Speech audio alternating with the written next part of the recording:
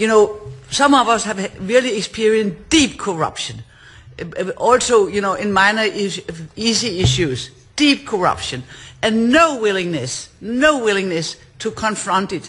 I'm just mentioning then one thing I learned a year ago when I was dealing with pharmaceutical industry. They have managed, big pharma, to manipulate the whole public sector and doctors in Greece so that they only prescribe patient medicines, never generic medicines. It costs like hell. But who has the fault? The Greek people themselves. The old politicians. No, yeah, but it's not.